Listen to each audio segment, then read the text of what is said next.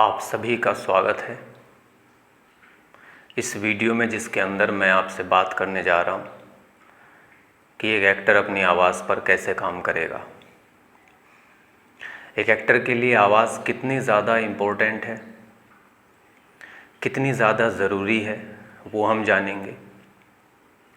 आवाज़ पर काम करने के कौन कौन से तरीके हो सकते हैं, वो भी हम जानेंगे। उससे क्या होगा, हमें क्या बेनिफिट मिलेगा एज एन एक्टर अगर हम अपनी आवाज़ को इम्पोर्टेंस देते हैं, उस पर काम करते हैं, वो भी हम जानेंगे। तो चलिए शुरू करते हैं। हम जिस मीडियम में काम कर रहे हैं, सिनेमा, इसमें दो चीज़ें पब्लिक तक पहुंचती हैं। एक हमारा शरीर, हम दिखाई देते हैं स्क्रीन पर। दूसरी है हमारी आवाज़, जिसके ज़रिए हम डायलॉग्स बोलते हैं और लोग हमारे डायलॉग्स को सुनते हैं। यानी ये दोनों ही चीज़ें, हमारा पूरा शरीर, उस पर मैं किसी और दिन वीडियो बनाऊंगा, और दूसरी चीज़ है हमारी आवाज़, वो बहुत मायने रखती है।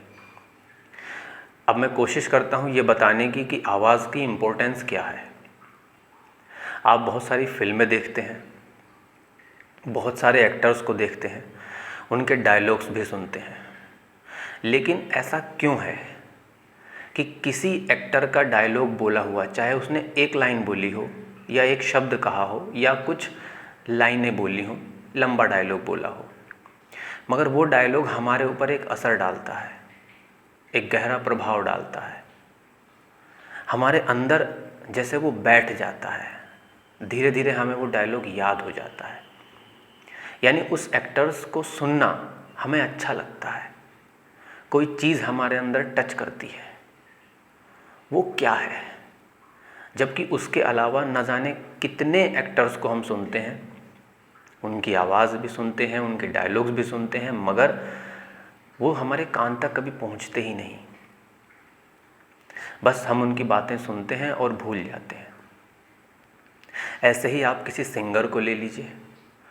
यूँ तो बहुत सारे सिंगर्स हैं, सब गाने बनाते हैं, अच्छे गाने बनाते हैं, मगर किसी की आवाज़ सुनने के बाद आपको लगता है कि हाँ, उसमें कुछ बात थी, और वो आप बता भी नहीं पाते, कोई भी नहीं बता पाता है।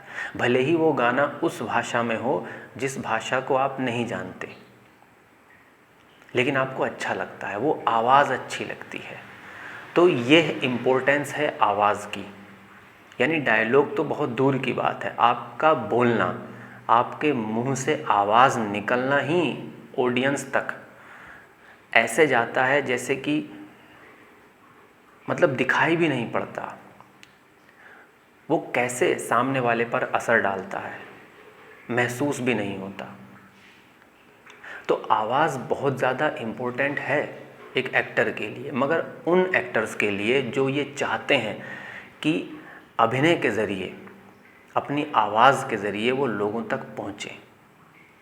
अगर आप सिर्फ ऐसे ही एक्टिंग करते हैं, बहुत सारे लोग जिस तरह से कर रहे हैं, कोई दिक्कत नहीं है, करते रहिए, कोई समस्या नहीं है। मगर अगर आप सच में एक्टिंग से प्यार करते हैं, तब आप इस बारे में ज़रूर सोचेंगे, आप मेरी बातों से इत्तेफाक रखेंगे कि हाँ, ऐसा सच में होता है कि किसी का बोला हुआ डायलॉग या किसी की आवाज़ में सुनी हुई कोई लाइन हमारे दिल तक पहुंच जाती है।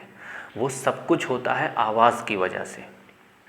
एक एक्टर के लिए आवाज़ बहुत ही ज़्यादा ज़रूरी है। अब सवाल उठता है कि अगर आवाज़ इतनी ज़्यादा ज़रूरी है तो हम तो बोलते हैं, मैं आपसे बात कर रहा हूँ, हम सुबह से शाम तक बोलते हैं, दोस्तों से बोलते हैं, परिवार वालों से बात करते हैं, तो बोल तो हम रहे हैं और हमारी आवाज़ है। फिर हम इस पर क्या काम करें, हम इसको और क्या करें?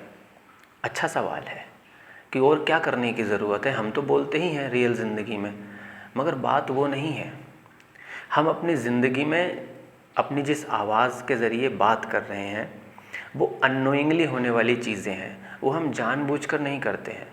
हम अपनी रियल ज़िंदगी में बहुत धीरे भी बात करते हैं, कभी सिचुएशन होती है, कभी चीखते भी हैं, चिल्लाते भी हैं, नॉर्मल भी बात करते हैं, लेकिन वो सब चीज़ें हमारे अनजाने में होती हैं। हम जानते हुए उन सब चीज़ों को नहीं करते, वो बस हमसे हो जाती हैं। आपने कभी कभी महसूस किया होगा कि आप कभी चीखे, आपने कभी गुस्सा किया और आपकी आवाज़ बैठ गई, या आपने बहुत धीरे बात की, आपके गले में दर्द हो गया। ठीक, मतलब हम अपनी रियल लाइफ में भी ऐसी चीज़ों को फेस करते हैं। हमने कुछ ऐसा खाया, ठंडा या खट्टा, या कोई भी ऐसी चीज़ जो आपके गले को सूट नहीं करती, और आपकी आवाज़ चेंज हो जाती है। सुबह उठते हैं, हमारी आवाज़ अलग होती है, दोपहर में अलग होती है। लेकिन वो सब चीज़ें हमारे अनजाने में होती हैं, वो हम जानबूझ के नहीं कर पाते, या हमें पता नहीं है उसका मैकेनिज़्म क्या है। तो अगर हम अपनी आवाज़ पर काम करते हैं तो उससे होगा क्या? होगा ये कि जब मैं कोई कैरेक्टर करूँगा और अगर मैं अपनी आवाज़ को थोड़ा सा बदल दूँ, थोड़ा सा अगर मैं चेंज कर दूँ, तो वो कैरेक्टर अलग दिखने लगेगा, उसकी छाप अलग हो जाएगी, उसकी बात ही अलग हो जाएगी। आप देखिए नवाज़ुद्दीन सिद्दीकी को देखिए, आप हर कैरेक्टर में वो कोशिश करते हैं, बहुत अच्छी कोशिश करते हैं अपनी आवाज़ को बदलने के लिए। लंच बॉक्स में आप देखिए उनकी जो साउंड है, उनकी जो आवाज़ है, उन्होंने उसको कैसे चेंज किया है, कितनी मासूमियत उसमें झलकती है। वहीं आप उनकी मूवी देखिए बाला साहब ठाकरे, वहाँ उनकी आवाज़ देखिए। मनोज बाजपेयी साहब की आप मूवी देखिए उठाकर, बहुत बारीक चीज़ें हैं। शायद आपने देखी होंगी मूवी, मगर आपका कभी ध्यान नहीं गया होगा। पर अगर आप एज एन एक्टर मूवी देखेंगे और अगर आवाज़ पर ध्यान देंगे तो आपको पता चलेगा कि मैं जो कह रहा हूँ वो सही है। अब सवाल उठता है कि आवाज़ पर काम कैसे किया जाए, और अगर काम करेंगे तो उससे होगा क्या? देखिए, काम करने के बहुत सारे तरीके हैं आवाज़ पर। एक तरीका होता है कि जो हारमोनियम है उससे हम अपनी आवाज़ को ठीक कर सकते हैं। ठीक मीन्स मैं ये नहीं कह रहा हूँ कि आपकी आवाज़ ख़राब है, मैं ऐसा बिल्कुल नहीं कह रहा हूँ। आपकी जो भी आवाज़ है वो बहुत अच्छी है, बस उस पर काम करने से वो थोड़ी सी फ्लेक्सिबल हो जाएगी, यानी आपके लिए आवाज़ को इधर उधर करना आसान होगा, आपकी आवाज़ बाहर आ पाएगी। कई बार आपने सुना होगा शायद, अगर नहीं सुना है तो ऐसा होता है कि डायरेक्टर बोलते हैं शूटिंग के दौरान कि आपकी आवाज़ नहीं आ रही, पर एक्टर को लगता है कि मैं बोल रहा हूँ, आवाज़ बाहर तक नहीं आ पा रही, अंदर से हमें लगता है। तो वो भी एक समस्या होती है। तो मैं कह रहा हूँ कि हारमोनियम पर हम अपनी आवाज़ को अगर बिठाएं तो उससे आवाज़ में एक खूबसूरती आती है। अब हारमोनियम हम ले लें और ख़ुद से करें तो भी शायद मुश्किल है, और कोई बताएगा भी नहीं आपको। तो अच्छा तरीका है कि आप किसी सिंगिंग सिखाने वाले से मिलें और उनसे कहें कि हमें हर सुर पर ठहरने की कोशिश करनी है। हम चाहते हैं कि हारमोनियम में जितने सुर दिए गए हैं, हम जहाँ तक हमारी रेंज है वहाँ तक हम हर सुर पर थोड़ी देर बात कर पाएँ। आपको सिंगर बनने के लिए ट्रेनिंग नहीं लेनी है। हारमोनियम में 3 सप्तक होते हैं। आपके पॉइंट ऑफ व्यू से बता रहा हूँ, लेफ़्ट में 12 कीज़ का एक सेट होता है जिसको मंद्र सप्तक बोलते हैं, बीच में 12 कीज़ का एक सेट होता है जिसको मध्य सप्तक कहते हैं, और एक दाईं ओर 12 कीज़ का एक सेट होता है जिसको ताड़ सप्तक बोलते हैं। ये जो मंद्र सप्तक होता है ये यहाँ के लिए हम जब गले से बात करते हैं, गले से नीचे उतरते हैं, छाती से बात करने की कोशिश करते हैं और नीचे जाते हैं, फिर हम आते हैं मंद्र सप्तक में जहाँ हम अपनी रियल लाइफ में बात करते हैं। उसके बाद आता है तार सप्तक, जब हम चीखते हैं, चिल्लाते हैं तो हम वहाँ तक जाते हैं। लेकिन हमारी जो आवाज़ की रेंज है वो लगभग कम होती है, हम मंद्र में उतना नहीं जा पाते हैं, तार में उतना नहीं जा पाते हैं। तो आवाज़ की रेंज बढ़ाने के लिए, आवाज़ को फैलाने के लिए, आवाज़ को फ्लेक्सिबल करने के लिए हारमोनियम सबसे अच्छा उपाय है।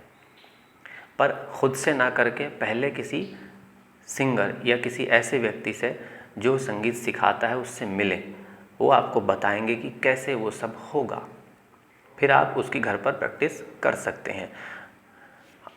वो आपको आपकी रेंज भी बता देंगे कि आपकी रेंज कितनी है, फिर उसको कैसे आप इंक्रीज़ करेंगे, कैसे लेफ़्ट में ले जाएंगे, कैसे राइट में ले जाएंगे, वो भी आपको सिखा देंगे। इसमें थोड़ा समय जाएगा, ये एकदम होने वाला प्रोसेस नहीं है, इसमें बहुत टाइम जाता है। यानी ये आप ऐसा मानिए कि ये कभी कंप्लीट नहीं होगा। अगर कोई आपसे कहता है कि 4 महीने, 3 महीने, 2 महीने में या 6 महीने में आप कंप्लीट कर लेंगे, तो ऐसा नहीं होगा। ये आपको हमेशा के लिए करना है। यानी मैं तो यहाँ तक सजेस्ट करता हूँ कि एक एक्टर के लिए हारमोनियम होना ही चाहिए, ज़िंदगी भर के लिए आपको ले ही लेना है, वो करते ही चले जाना है। ये एक तरीका है आवाज़ पर काम करने के लिए। आप कुछ और इसमें ऐड ऑन कर सकते हैं। आप प्राणायाम सीख सकते हैं, जो हमारी श्वास प्राणायाम आपने सुना ही होगा। उससे क्या होता है कि जहाँ तक हमारी सांस चलती है, जब हम नॉर्मली ज़िंदगी जी रहे हैं, जैसे मैं अभी आपसे बात कर रहा हूँ, तो हो सकता है कि मेरी सांस गहरी ना चल रही हो, लेकिन जब हम प्राणायाम करते हैं तब हमारी सांस पूरी गहरी तक जाती है, अंदर तक जाती है। या जब हम कोई फिज़िकल एक्टिविटी करते हैं तब भी हमारी सांस बहुत गहरे तक चलती है, उससे भी आवाज़ पर बहुत फ़र्क पड़ता है। तो आप प्राणायाम सीख सकते हैं। आप ओम का उच्चारण कर सकते हैं। सुबह उठिए, ओम का उच्चारण कीजिए 10-5 मिनट, उससे भी आवाज़ खुलती है। ऐसी बहुत सारी चीज़ें हैं। धीरे धीरे आपको खुद भी समझ में आने लगेगा कि आपकी आवाज़ के लिए वो कौन सी बातें हैं जिनसे आपको हेल्प मिलेगी, जिनसे आप अपनी आवाज़ पर काम कर सकते हैं। अब देखिए, इससे होने वाले फ़ायदे क्या हैं, वो मैं अब आपको बताता हूँ। एक तो सीधा सीधा यही है कि हमारी आवाज़ खूबसूरत होगी, हम हर तरह की आवाज़ में बात कर पाएंगे, आवाज़ को आराम से चेंज कर पाएंगे, हमारी आवाज़ चुभने वाली नहीं होगी, दूसरों के कानों को चुभेगी नहीं, सॉफ्ट लगेगी। अब देखिए, जब आप ये सब प्रैक्टिस करेंगे तो आप बैठेंगे। आज की भागदौड़ की ज़िंदगी में हम लोग बैठना भूल गए हैं, मगर एक एक्टर को बैठना आना चाहिए। तो आप उतने टाइम के लिए बैठेंगे तो आपको बैठना आएगा। ये एक तरह का ध्यान हो जाएगा आपके लिए, मेडिटेशन बनेगा। आप अपनी आवाज़ सुनने की भी कोशिश करेंगे कि हाँ, इसमें इम्प्रूवमेंट हो रहा है, नहीं हो रहा है, तो आपकी लिसनिंग पर असर पड़ेगा। लिसनिंग पर मैं कभी वीडियो बनाऊंगा कि एक एक्टर के लिए लिसनिंग कितनी ज़्यादा इम्पोर्टेंट है। तो आपकी लिसनिंग अच्छी होगी, आप अपनी ही आवाज़ को जब सुनने लगेंगे तब आपको पता चलेगा। क्योंकि अपनी ज़िंदगी में हम कभी भी अपनी बातों को सुनते ही नहीं हैं, कभी नहीं सुनते, बस बोलते रहते हैं। तो आपको सुनना आ जाएगा। आप पाएंगे कि इससे दिमाग पर भी असर होता है, मन आपका शांत होने लगता है। अगर आप आंख बंद करके 10 मिनट ओम बोल दें किसी भी सुर पर, तो आप पाएंगे कि आपका दिमाग एकदम शांत हो गया, आँखों पर जो बर्डन रहता है वो कम हो जाता है। तो उससे आपको बहुत फ़ायदा मिलेगा। और जब भी आप अपनी आवाज़ पर काम करेंगे तो बॉडी में ना एक कंपन होगा, एक वाइब्रेशन होगा, और उससे बॉडी हील होगी आपकी। ये वो चीज़ें हैं जो शायद मैं आपको समझा नहीं पाऊँ। ये आप तभी महसूस कर पाएंगे जब आप इस चीज़ को एक्सपीरियंस करेंगे। बिना एक्सपीरियंस के ये आएगा नहीं। तो कोई ड्यूरेशन नहीं है, इसको आपको अपनी ज़िंदगी में एक्सेप्ट करना पड़ेगा। वजह कि आप ये चाहते हैं कि एक्टिंग के ज़रिए, आपकी आवाज़ के ज़रिए आप कुछ अच्छा दे पाएँ।